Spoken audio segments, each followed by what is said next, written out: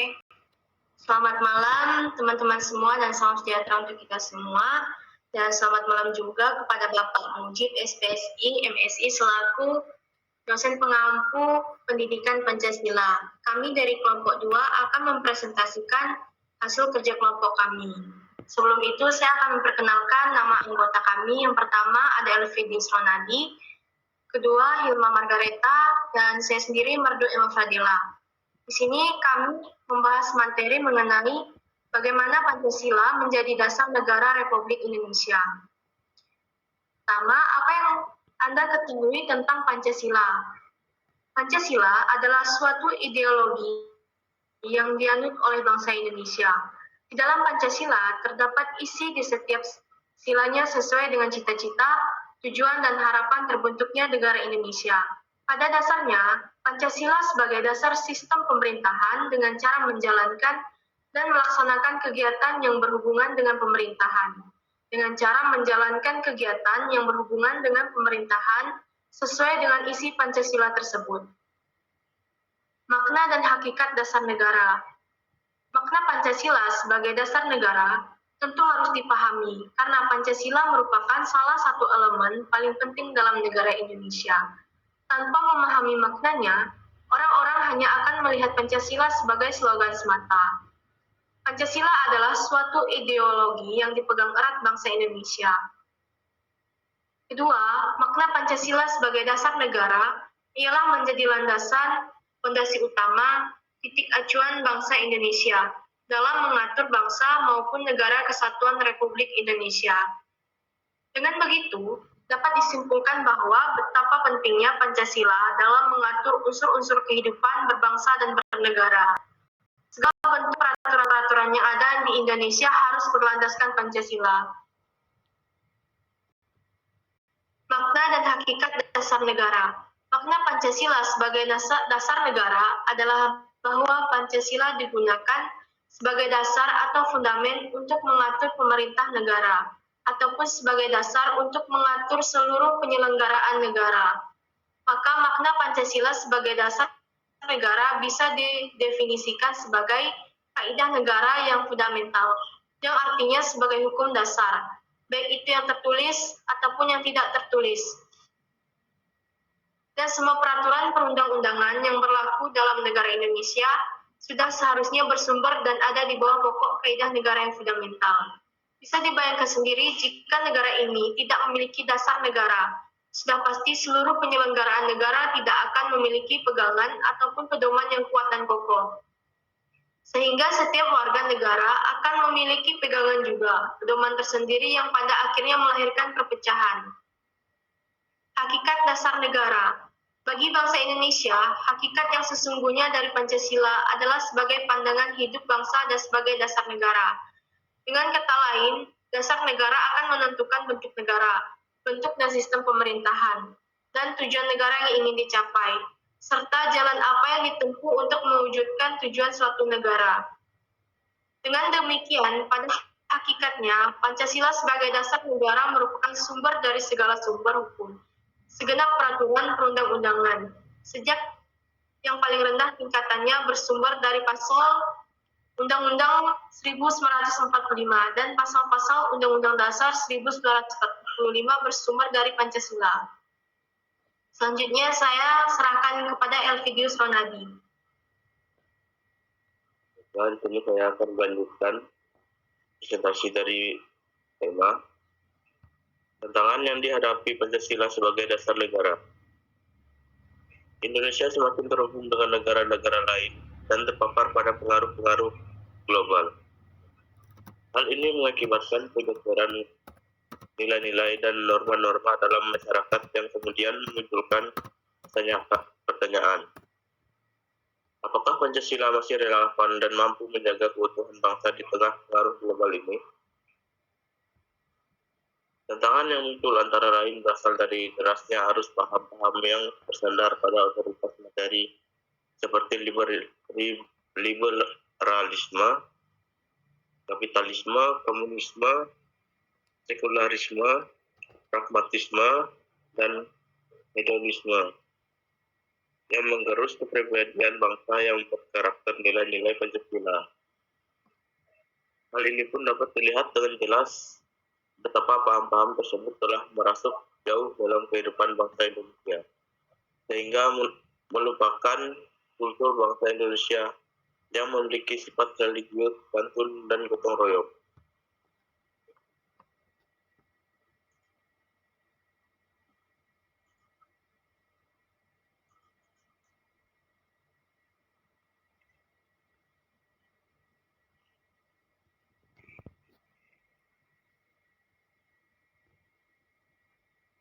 Tantangan yang dihadapi Pancasila sebagai dasar negara. Apabila ditarik benang merah terkait dengan tantangan yang melanda bangsa Indonesia, sebagaimana tersebut di atas, maka dapat diidentifikasi sebagai berikut. Yang pertama A, dilihat dari kehidupan masyarakat. Terjadi kegamangan dalam kehidupan bernegara dalam era reformasi. Ini karena perubahan sistem pemerintahannya yang begitu cepat, termasuk digulirkannya otonomi daerah yang seluas-luasnya di satu pihak, dan di pihak lain masyarakat merasa bebas tanpa tuntutan nilai dan norma dalam kehidupan bernegara. Akibatnya sering ditemukan perilaku anarkisme yang dilakukan oleh elemen masyarakat terhadap fasilitas publik dan aset milik masyarakat lainnya yang dipandang tidak cocok dengan paham yang dianutnya. Masyarakat menjadi beringas karena kode of conduct yang bersumber pada nilai-nilai Pancasila yang mengalami degradasi. Selain itu, kondisi euforia politik tersebut dapat memperlemah integrasi nasional.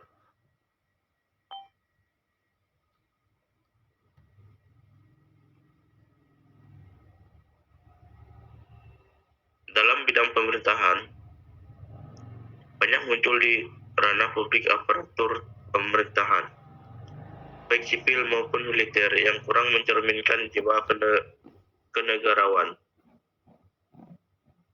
Terdapat fenomena perilaku aparatur yang aji mumpung atau mementingkan negara.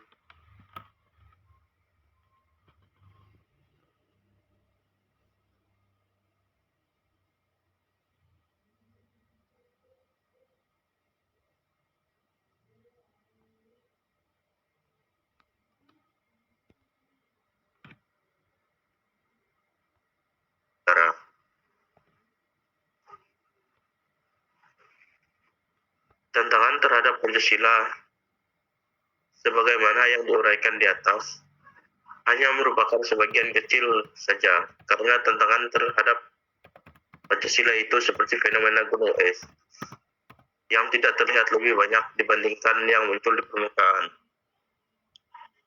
Hal ini menggambarkan bahwa upaya menjawab tantangan tersebut tidak mudah.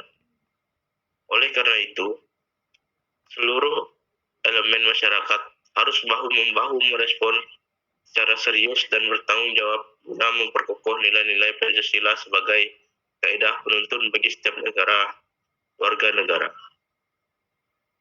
baik bagi yang berkiprah di sektor masyarakat maupun di pemerintahan.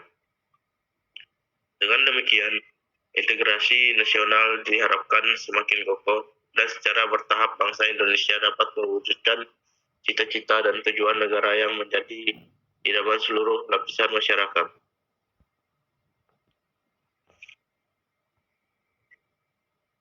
Implementasi nilai-nilai Pancasila dalam perumusan suatu kebijakan pemerintahan. Diketahui bahwa konsep implementasi Pancasila dalam perumusan kebijakan pada berbagai bidang kehidupan negara sudah barang tentu konsep-konsep yang diuraikan berikut ini bukan merupakan konsep yang mutlak, melainkan merupakan konsep dasar sebagai bahan diskusi.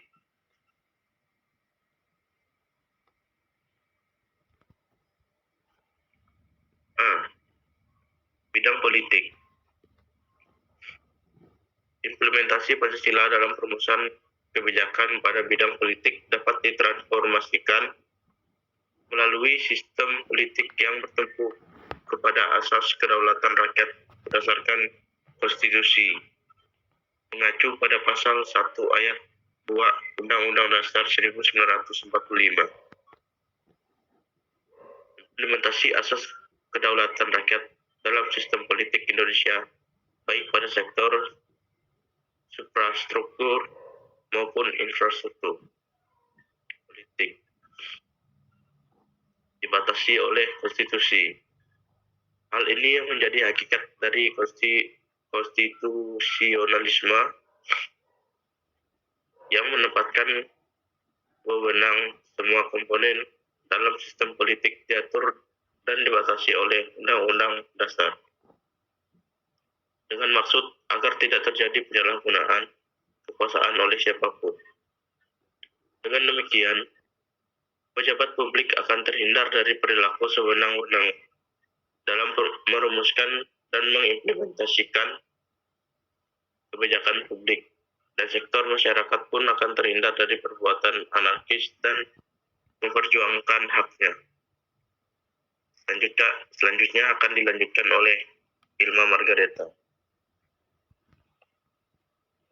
Baiklah, saya akan melanjutkan bagian B, yaitu bidang ekonomi. Nilai-nilai Pancasila sebagai dasar negara dalam bidang ekonomi mengidealisasikan terwujudnya keadilan sosial bagi seluruh rakyat Indonesia. Oleh karena itu, kebijakan ekonomi nasional harus bertumpu kepada asas keselarasan, keserasian, dan keseimbangan peran perseorangan, perusahaan swasta, badan usaha milik negara dalam implementasi kebijakan ekonomi. Selain itu, negara juga harus mengembangkan sistem jaminan sosial bagi seluruh rakyat dan memberdayakan masyarakat yang lemah, termasuk fakir miskin dan anak terlantar, sesuai dengan martabat kemanusiaan sebagaimana diamanatkan pasal 34 ayat 1 sampai dengan ayat 4 Undang-Undang Dasar 1945. Kebijakan ekonomi nasional tersebut tidak akan terwujud jika tidak didukung oleh dana pembangunan yang besar. Dana pembangunan diperoleh dari kontribusi masyarakat melalui pembayaran pajak. Pajak merupakan bentuk distribusi kekayaan dari yang kaya kepada yang miskin, sehingga pada hakikatnya pajak itu dari rakyat untuk rakyat. Selanjutnya, C. Bidang sosial budaya. Strategi yang harus dilaksanakan pemerintah dalam memperkokoh kesatuan dan persatuan melalui pembangunan sosial budaya ditentukan dalam pasal 31 ayat 5 dan pasal 32 ayat 1 dan ayat 2 Undang-Undang Dasar 1945. Berdasarkan ketentuan dalam pasal 31 ayat 5 Undang-Undang Dasar 1945 disebutkan bahwa pemerintah memajukan ilmu pengetahuan dan teknologi dengan menjunjung tinggi nilai-nilai agama dan persatuan bangsa untuk kemajuan peradaban serta kesejahteraan umum manusia. Di sisi lain, menurut pasal 32 ayat 1 Undang-Undang Dasar 1945 dinyatakan bahwa negara memajukan kebudayaan nasional Indonesia di tengah peradaban dunia dengan menjamin kebebasan masyarakat dalam memelihara dan mengembangkan nilai-nilai budayanya. Sejalan dengan hal itu, menurut pasal 32 ayat 3 Undang-Undang Dasar 1945 ditentukan bahwa negara menghormati dan memelihara bahasa daerah sebagai kekayaan budaya nasional.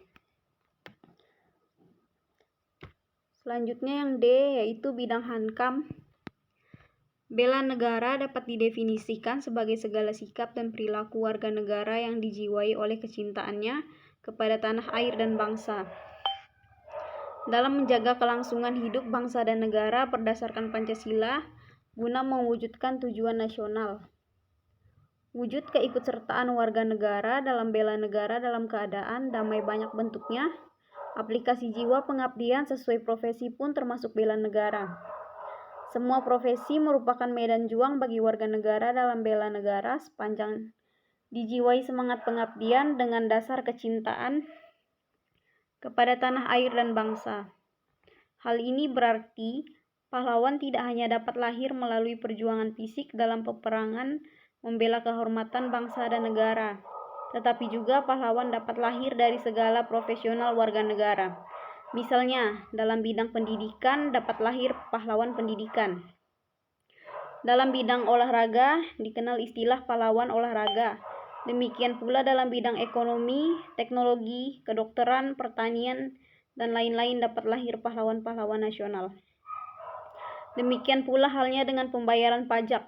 Mereka juga pahlawan karena mereka rela menyerahkan sebagian dari penghasilan dan kekayaan untuk membantu negara membiayai pembangunan seperti pembangunan jalan atau jembatan, pembayaran gaji TNI Polri, serta penyediaan program pembangunan yang pro masyarakat miskin berupa subsidi dan sebagainya.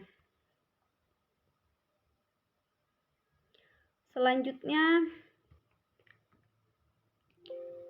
F. Rangkuman tentang makna dan pentingnya Pancasila sebagai dasar negara. Pancasila sebagai dasar negara berarti setiap sendi-sendi ketatanegaraan pada negara Republik Indonesia harus berdasarkan dan harus sesuai dengan nilai-nilai Pancasila.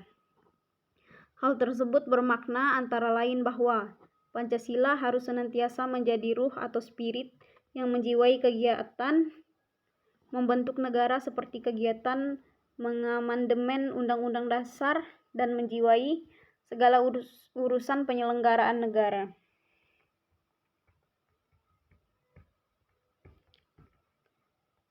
Urgensi Pancasila sebagai dasar negara yaitu yang pertama, agar para pejabat publik dan penyelenggaraan negara tidak kehilangan arah. Dan yang kedua, agar partisipasi aktif seluruh warga negara dalam proses pembangunan dalam berbagai bidang kehidupan bangsa dijiwai oleh nilai-nilai Pancasila. Dengan demikian, pada gilirannya nanti cita-cita dan tujuan negara dapat diwujudkan sehingga secara bertahap dapat diwujudkan masyarakat yang makmur dalam keadilan dan masyarakat yang adil dalam kemakmuran. Kesimpulan yang dapat kami ambil dari materi ini adalah penjelasan tentang Pancasila sebagai dasar negara. Pancasila merupakan pijakan utama bagi penyusunan konstitusi dan sistem pemerintahan Indonesia. Pancasila sebagai pandangan hidup memiliki 5 sila atau prinsip dasar yang menyatakan nilai-nilai fundamental yang harus dipegang teguh oleh seluruh warga negara Indonesia. Demikian presentasi dari kami kelompok 2. Kami ucapkan terima kasih.